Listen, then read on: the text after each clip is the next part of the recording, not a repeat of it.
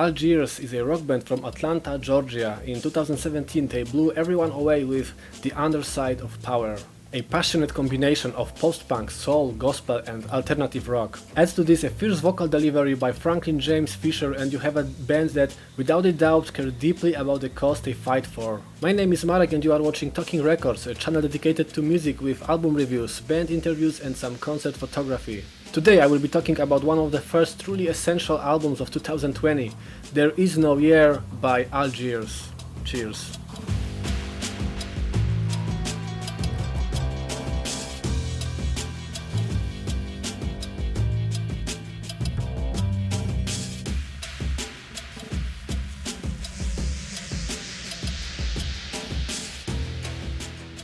I respect them for their unpredictability and expressiveness, manifested not only through Fisher's lyricism but also musical openness for experimentation and mixing all kinds of styles. They are loud, they are determined, but they also don't shy away from catchiness and memorable hooks. Right off the bat I have to say, this album forces me to make the weirdest musical comparisons, like ever. Questions that no one would ask, like for example, what would happen if Michael Jackson made a post-punk banger after listening to Shaka? Or if Zeal and Ardor ever decided to cover Rag and Bone Man, would it sound like Dispossession? And don't even tell me that you haven't thought about Angel by Massive Attack at the beginning of Losing Its Hours. It's like a little game of musical associations that are pretty unlikely to happen in real life.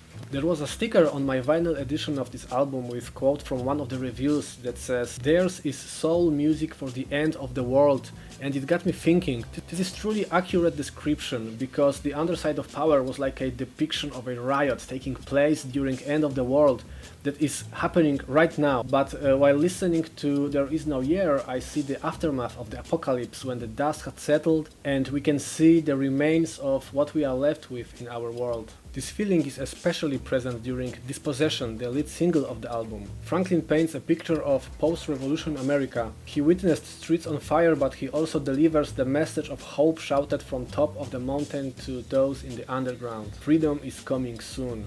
With passionate call to action during a cappella break later, we are the blade and the groove that come together, we are the rain of fire that's coming down.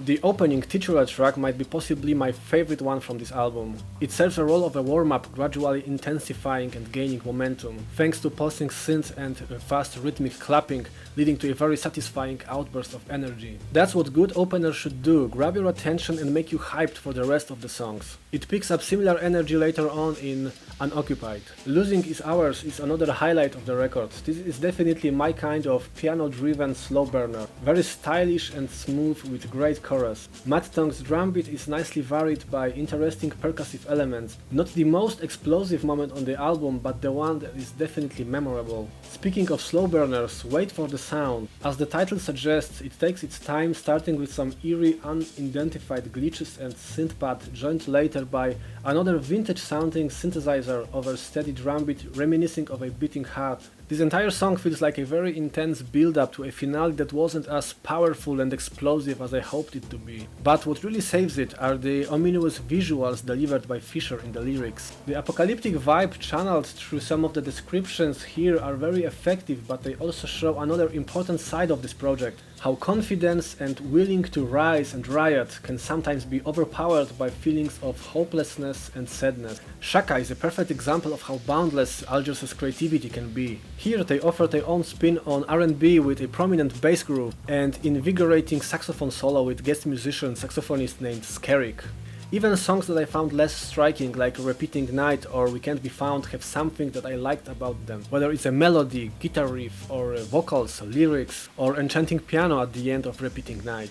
And then we have also an overwhelmingly dramatic album finale, Nothing Bloomed, where I sense some similarities with 2018's Dead Magic by Anna von Hauswolf. Both of these records were produced by Randall Dunn, and I feel that experience he gained while working with Anna shines through on this song.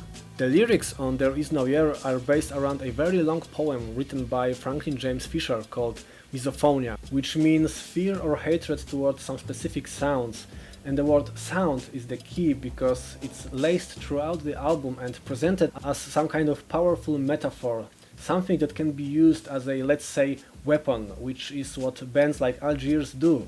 They use their music as a tool to fight, make a change in the world, or inspire others to open their minds. He goes back to this also in a climactic end of the album Nothing Bloomed, where he sings, "Everything starts to fade under the weight of silence." The underside of power was like a force of nature, like an unpredictable maniac who knows no fear and is ready for anything. This one, on the other hand, is more calm, cool and collected, but you still know he ain't playing around and commands your respect and attention. The punk attitude is still present here, but instead of being shown through fury and fiery energy like it was on the underside, here it is more subtle. It gives you a lurking feeling of underlying menace and anger. There can be power and potency in subtlety, and in my opinion they pulled that off, relying on the rule that sometimes less is more. It gets under your skin instead of taking more in-your-face approach. That being said, I completely understand why this album might be disappointing to some of the fans. If you are expecting the undeniable vitality of their previous record, there is a fair chance that you will be underwhelmed by this one.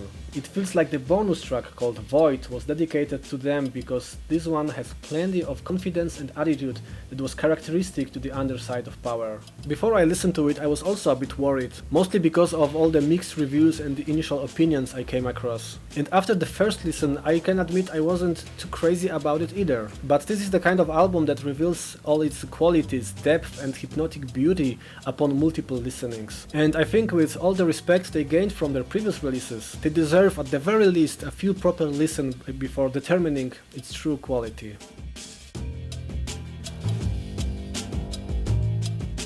Thank you so much for watching my review of the newest Algiers album. If you liked it, don't forget to watch my other reviews next to my head, also my band interviews, and hit the subscribe button below.